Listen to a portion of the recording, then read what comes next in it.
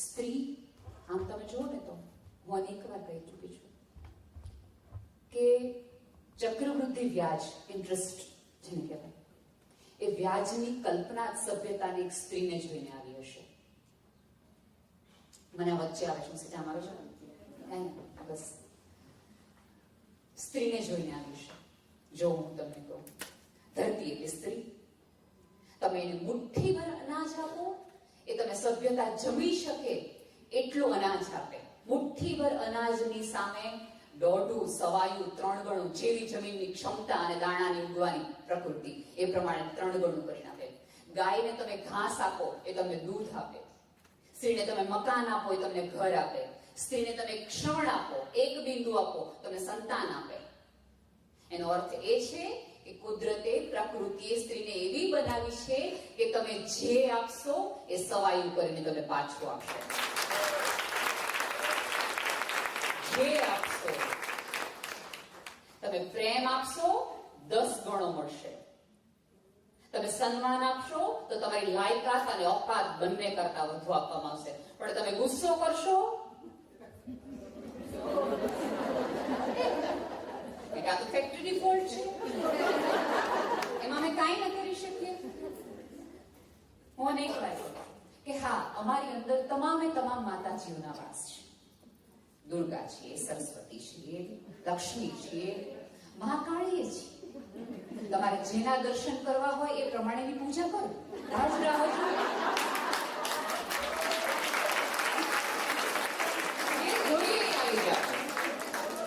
તમે જે પ્રમાણેનો પ્રસાદ ધરો એ પ્રમાણે નામે હાજર,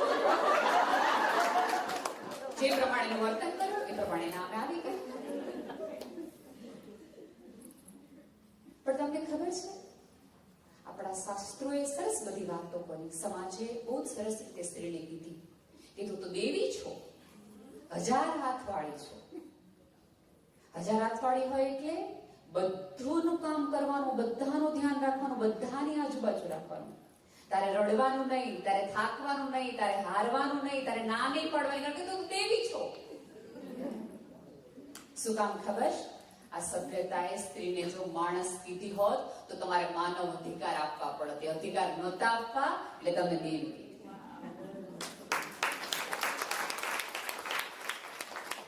તો તમને પછડાવાનું આ જગત છે એ સ્ત્રીને નિષ્ફળ જવાનો અધિકાર આપતો જ નથી. નહીં, એક તો હિંમતથી પેલા પોચલામાંથી બહાર આવવાનું, જગતની તમામ આંખોમાંથી. અને જો તમે નિષ્ફળ થઈને પાછા આવો તો દરેક વ્યક્તિ બહુ મોટા ઉપાડે ગયા હતા સફળ થવા માટે. એટલે નિષ્ફળતાની પૂરેપૂરી તૈયારી સાથે જ જગતની સ્ત્રી ઘરની બહાર નીકળતી હોય છે. હું અનેક વાર કહેતી હોઉં છું કે સ્ત્રી છે ને એ પેલું સ્પંજ છે. ઘરમાં ગમે એટલી ભીનાશ હોય, ગમે એટલું હોય ને, 1 સેકન્ડમાં એને તમામ કરો તો તમને ખબર ન પડે કે હમણાં અહીંયા દાળ ધોવાની, કઢી ધોવાની કે પાણી ધોવાનું, બધું એબ્સોર્બ કરીએ. બેડરૂમમાં છે ને પતિને એવું કે તમે થોડી વાર શાંતિ રાખો ને, છોકરું છે, જુવાની હોય છે, હું સમજાવું છું. રૂમમાં તરત બહાર આવીને મોઢું ફેરવી નાખે, પપ્પા રામ વાત કરાય. એ જ સ્ત્રી સેકન્ડમાં રોલ બદલાવી નાખે, ફેસ બદલાવી નાખે, એક્સપ્રેશન બદલાવી નાખે. ટેબલ ઉપર 4 જણા જમતા હોય તો 4 જણાના જુદા જુદા મેનુ પ્રમાણેનું એની પાસે ભોજન હોય. અને ટેબલ ઉપર કોઈ વ્યક્તિ એવું કે મને અત્યારે આજે નથી ખાવું, પેટમાં દુખે, 2 મિનિટ હમણાં ખીચડી કરી નાખું. વાર કેટલી? 2 મિનિટ્સ મેગીનો કોન્સેપ્ટ એક સ્ત્રીને જોઈને જ આવ્યો છે કે 2 મિનિટમાં બધું કરી દે. જો તો ખરી, બધું જ કરી દે છે. હવે સભ્યતાએ આ સ્વીકારી લીધું કે સ્ત્રી આ છે, સ્ત્રી આ છે, સ્ત્રી આ છે. પણ શું સ્ત્રીએ સ્વીકાર્યું કે હું આ છું? જો એક વસ્તુ તમને બહુ પ્રેમથી કહી દઉં કે આ જગતની એક પણ સ્ત્રીઓ માનતી હોય કે પુરુષના લીધે પાછળ છે તો સોરી ટુ સે, જરાય નહીં. તમને એની જાણ માટે, તમે તો એવી કન્ટ્રીમાં રહો છો કે જ્યાં એમ્પાવરમેન્ટ, વુમન ફ્રીડમ બધું જ ખબર છે. આ જગતને વુમન ફ્રીડમનો જેને વિચાર આપ્યો, સેમોન દ બોઆ, એક બહુ જ મોટી રિવોલ્યુશન છે, જેને ફેમિનિસ્ટનો આખો કોન્સેપ્ટ આપ્યો. એ સ્ત્રીને સાર્ત્રે નામના વ્યક્તિએ, એક પુરુષે કીધું કે સ્ત્રીએ સ્વતંત્ર થવું જોઈએ. સ્ત્રી પાસે તો સ્વતંત્રતાનો અનુભવ જ નહોતો. પુરુષ બહાર ગયો અને એને કીધું, તને ખબર છે આકાશ જેવું પૃથ્વી પર છે, હું તને પાંખો આપું તો ઉડ. હવે પુરુષો તૈયાર છે કે સ્ત્રી ઉડે, આગે જાય, પણ તકલીફ એ છે કે સ્ત્રીઓ અરીસો જોવે છે અને પુરુષો ભવિષ્ય જોવે છે. મને મારા અરીસામાંથી બહાર જ નથી આવતું. જે સ્ત્રી દર 28 દિવસે પોતાનું લોહીમાંથી પોતાનું સર્જન, પોતાનું વિસર્જન જાતું જોઈ શકે, એ સ્ત્રી પોતાના વાળમાં આવેલો પેલો સફેદ વાળ સહન ન કરી શકે. પોતાના તૂટેલા સપનાઓ કાચમાં ભરી ભરીને મુંજારા સાથે રડી શકે, પણ સહેજ એવી કરચલી આવે તો ડિપ્રેશન આવે છે. આપણી આંતરિક મનોશક્તિને આપણે કેટલી નબળી રાખીએ કે શરીરના નાના એવા ફેરફારના કારણે આપણને એમ થાય હવે જીવવા જેવું ક્યાં દિવસ થાય છે. અને તકલીફ કેવી છે ખબર છે? ફોર એક્ઝામ્પલ, અત્યારે તમે મને મળો ને, નેહલબેન તમે બહુ સુંદર લાગો છો, હું તમને પહેલું શું કહું ખબર? એક્સેપ્ટ ન કરું. મને કહું હું પહેલા જેવી નથી લાગતી. તમે મને કહ્યું નેહલબેન દુબળા થઈ જશે, એમ કહું ના હમણાં થોડુંક વધી ગયું છે. તમે બહુ થોડાક જાડા થઈ ગયા, ના હમણાં તો બહુ ડાયટિંગ કરું જ છું. તમે જે કહેશો એમાં મારી ના હશે. તમે જો અત્યારે આપણે બધા ફોટોગ્રાફ્સ પાડીએ, સેલ્ફી લઈએ, ત્યારે ફિલ્ટર યુઝ કરીએ. હું હોઉં એના કરતા હું વધુ રૂપાળી લાગુ. મારા કાળા કુંડાળા દેખાય નહીં, સ્કિન એકદમ ટાઈટ દેખાય, બરાબર. અને શું કામ? કારણ કે આપણે મૂકવાના હોય 10 જણાને કેવો જોઈ તો ખરા હજી એવા પણ ઓલ બ્યુટીફુલ લેડીઝ,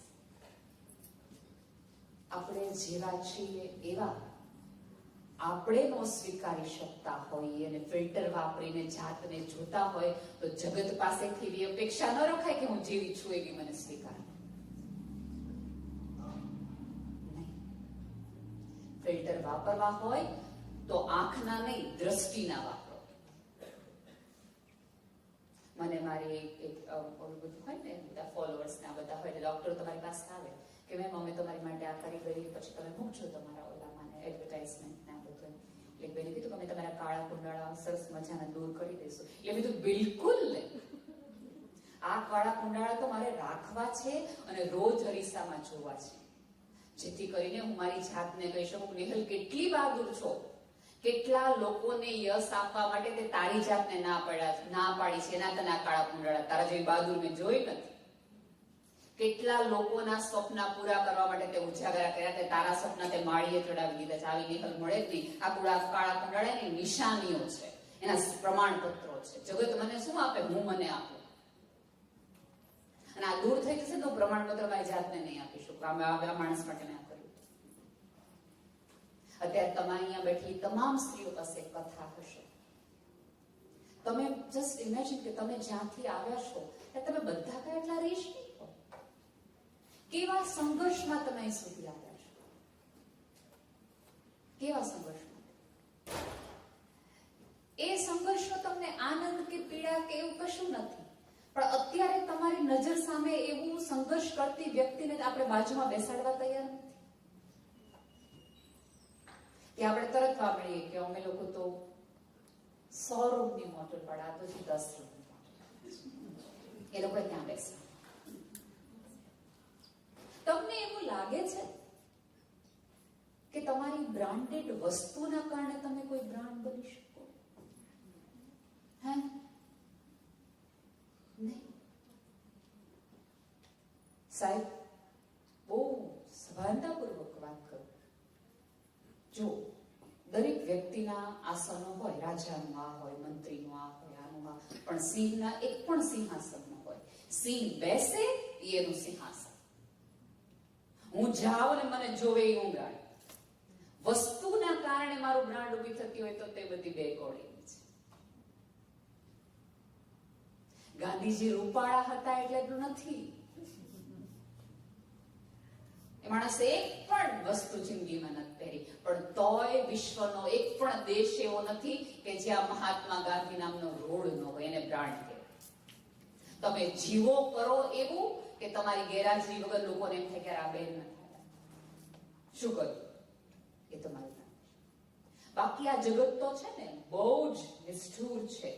ઉપરથી નીચે સુધીની તમામે તમામ વસ્તુ તમે બ્રાન્ડેડ પહેરી હશે, લાખો કરોડોની હશે ને, તોય લોકો એમ કહેવાય જરાય સારી નથી લાગતી. અને બની શકે તમે નીચે ઉતરતા હો, લિફ્ટમાં કામ કરતી ઓલી સ્ત્રીની સ્માઇલ જોઈને તમને એમ થાય કે આને આનંદ ક્યાંથી આટલો બધો આવે છે, એ જોઈને તમને ફીલ થાય. અને માનો કે ન માનો, આ જગતમાં આનંદ મેળવવાનું ઇઝીએસ્ટ વે એ છે અન્યને સુખી કરી. એક સ્ત્રી તરીકે તમારી આજુબાજુની સ્ત્રીને, તમને ખબર છે સમાજ શું કામ ભેગો કરાય? અને આવતીકાલે પુરુષો ને આજે સ્ત્રી એટલા માટે, કારણ કે સ્ત્રી છે એ ચીફ આર્કિટેક્ટ છે. તમે એની પાસે ઘર બંધાવો, મંદિર બંધાવો, સભ્યતા બંધાવો, સંસ્કૃતિ બંધાવો, કે સમાજ બંધાવો, કે સંતાન, કે કુટુંબ, એ સ્ત્રીના આધારે છે. સ્ત્રી છે એ સંસ્કૃતિની વાહક છે. સેલો બે જ કડીઓને જોડતી કડી છે. સંબંધ નામનો બંધ એ સ્ત્રીના પગ ઉપર જ તમે બાંધી શકો, એના ખભા ઉપર જ બાંધી શકો. પુરુષ તો વહન કરી શકે, આહવાન સ્ત્રી કરે. એટલા માટે શંકરે પણ પોતાની પત્નીને ખોળામાં બેસાડી છે. અને અહીંયા કેટલા બધા લોકો એવા હશે કે જે એવું માનતા હશે કે આ લોકો તો થોડા નીચા લેવલના છે, કે આપણા સંતાનોને એની બાજુમાં ન રખાય, એની સાથે રમવા ન મોકલાય, એની સ્કૂલ તો કેવી છે ને આપણી બચ્ચાઓની સ્કૂલ તો કેટલી હાઈ લેવલની સ્કૂલ છે. તો એ બધી સ્ત્રીઓને હું કહું કે શંકર ભગવાન છે ને, એને બે સંતાન ખબર છે આપણને બધા, ગણેશ અને કાર્તિકેય. હવે ગણેશના, શંકર ભગવાનના પાડોશી કોણ? ભૂતડા. શું ગણેશમાં કાર્તિકમાં ભૂતડા જેવા સંસ્કાર આવ્યા? શું તમામ ભૂત છે એક ગણેશ જેવા કે કાર્તિક સ્વામી જેવા થઈ ગયા? એક વસ્તુ યાદ રાખજો, કુવામાં હોય ની જો વેડામાં આવે. તમને સમજાય કુવાનો વેડ? તો ભાઈ ને સમજાય. ભાઈઓની તકલીફ એ છે, બહેનો સમજાવે તો તરત સમજી જાય.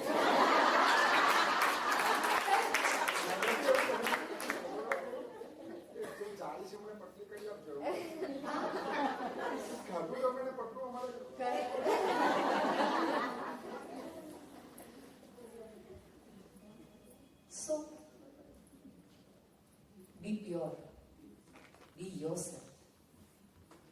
થોડુંક પોતાના માટે જોવાનું ને જીવવાનું રાખો. પોતાનું ધ્યાન એટલા માટે રાખો કે પોતાનાઓનું ધ્યાન રાખી શકો.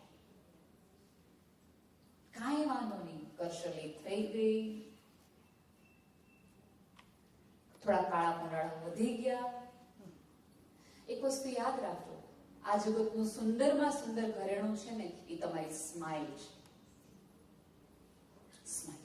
કોઈ રિયલ ડાયમંડ નહીં, કોઈ બ્રાન્ડેડ પર્સ નહીં, કોઈ પેન્ટેડ હીલ નહીં, કશું જ નહીં. આ બધાથી વધુ તમે એક સ્માઇલ પહેરી હશે ને, આ જગતની સૌથી વધુ સુંદર સ્ત્રી તમે છો. અને બીજું કે સુંદરતાના માપદંડના આધારે નહીં, તમારા વ્યક્તિત્વ અને ચારિત્રના આધારે તમે ઓળખાવા જોઈએ. અને જો સુંદરતાથી સંબંધ ચાલતા હોત તો દીપિકા પાદુકોણ, ઐશ્વર્યા રાયના બ્રેકઅપ થવા જ નહોતા જોઈએ. એટલે એ બે મને ગમે છે એટલે બે ના ઉદાહરણ તમને જેમ કે તમે જોડી લેજો. એ બંનેના સૌથી વધુ બ્રેકઅપ થયા છે. એનો અર્થ એ છે કે ધોળી ચામડી, નમણો ચહેરો ક્યાંય કામ નથી લાગતો જ્યારે મૂંઝારો થાય. જે દીપિકાને જોઈને આપણે સ્વપ્ન આવો, આપણે થાય ભગવાને સહેજ આવી બનાવી હોત ને તો કામ થઈ જાય. એ દીપિકાને ડિપ્રેશન છે. સી, જેને જોઈને આપણને ઈચ્છા થાય ને એને પોતાની જાત સાથે કમ્પ્લેન છે. કમ્પ્લેન શારીરિક નથી, અહીંયા છે, માનસિક છે.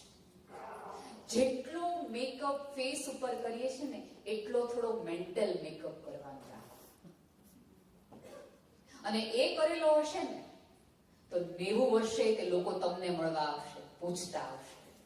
તમે જો કુટુંબમાં, ફેમિલીમાં, સમાજમાં એક એવી સ્ત્રી હોય કે જે હાજર ન હોય તો લોકો નિર્ણય લેવામાં તકલીફ પડે. કંકોત્રી લખવી હોય, પ્રસંગ લખવો હોય તો કે ઓલા કાકીને આવવા દો પછી કરી બધું, એના વગર નહીં ખબર પડે. ઓલા બાને આવવા દો એના વગર નહીં પડે. અને અમુક એવા હોય કે ઓલા બેન ન થયો પતાવી દો કામ. શું નક્કી કરી લો કે તમારે આ બેમાંથી કઈ સ્ત્રીને પસંદ, કયું ચોખ્ઠું તમારે બનવું છે. અને આ જગત તો છે ને એ બહુ ક્રૂર છે. ઉગતા સૂરજને પૂજવા વાળું છે. ઉગતા સૂરજને પૂજવા વાળું છે. લોકો તમારી સામે ઝૂકીને વાત કરતા હોય તો માની લેજો કે તમે કોઈ ખુરશી ઉપર છો. તમારી સત્તાને એ માન છે. અને ખુરશીની મજા જે છે કે બદલાયા કરશે.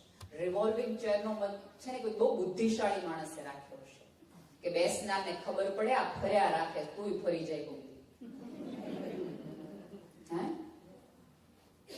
એટલે બની શકે કે ક્યારેક તમારી ઓળખાણ છે એ આની હોય. તમને એવું છે કે મારા હિસાબે આ જગત તો બહુ ક્રૂર છે, હજી કહું છું. પણ આ જગત એટલું ક્રૂર નથી કે જેણે કામ કર્યું હોય ને ભૂલી છે. તમે આ પૃથ્વી પર ન હો તેમ છતાં પણ તમારે જો જીવવું હોય તો કોઈના હૃદયમાં ઘર બંધાવો. તમે આજીવન જીવતા રહેશો. ઝાંસીની રાણી કંઈક કરી ગઈ, મધર ટેરેસા એવું કંઈક કરી ગયા કે લોકો એને યાદ રાખે છે. આજે સેવાનું નામ હોય તો પહેલું સ્ત્રી યાદ આવે. કેવી વૃદ્ધ, એક સફેદ સાડીની બ્લુ કોર, શું હતું એનામાં. પણ સાહેબ એને કામ એવું કર્યું કે વિશ્વની તમામ સ્ત્રીઓમાંથી ડાયના પહેલી વખત ભારત આવે તેમ કે મારે ત્યાં જાવ છે. વિશ્વની સુંદર સ્ત્રી તેને આની પગે લાગવાતી. અને જે ઉપરવાળાએ બનાવ્યા છે ને એમાં તમે ભૂલ કાઢો ને એનો અર્થ એ છે કે તમે એનાથી રાજી નથી. પછી હું ભગવાનમાં બહુ માનું. ક્યાંથી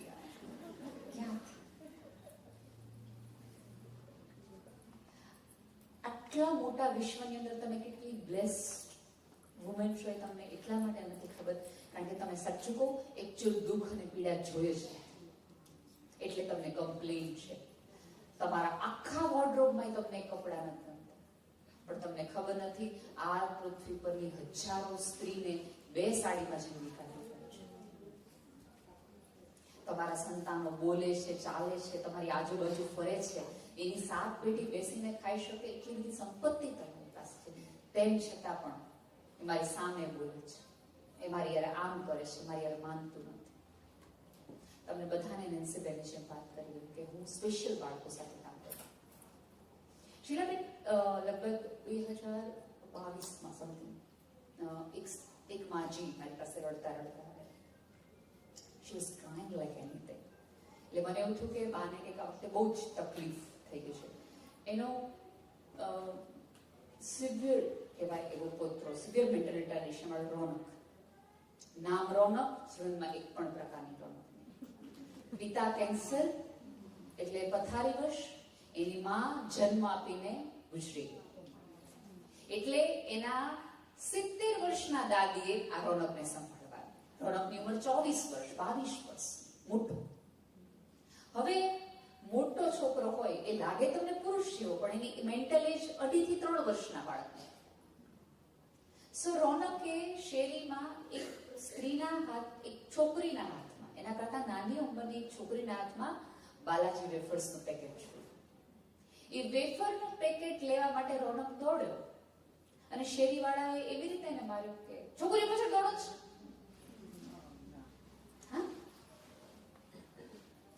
હવે એ વખતે બાએ રોનકને માર્યો, આ બધું કર્યું અને પછી ઈ એટલા બધા ડિપ્રેસ થઈ ગયા હતા કે આવીને રડ્યા કે બેન કઈ સમજાતું નથી.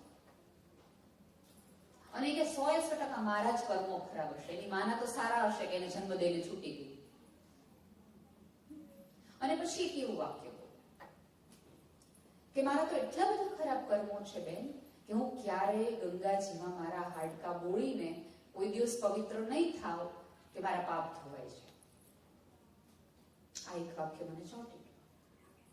મને એવું થયું કે એક સ્ત્રીને 70 વર્ષે એક એવી ઈચ્છા હોય એ દરેકની પોતાની શ્રદ્ધાનો વિષય છે કે ગંગાજીમાં એમ ધોવાઈ જતા હોત તો આ જગતમાં બહુ જ સારું હોત. પણ મેં માનો મન એવો સંકલ્પ કર્યો કે આ પૃથ્વી પરની એક સ્ત્રી આ પૃથ્વી પરથી જાય અને કેવી શ્રદ્ધા સાથે જાય કે મારા હાડકા ગંગાજીમાં ભીના થઈ ગયા, એનો અર્થ એ છે કે હવે હું પાપ મુક્ત.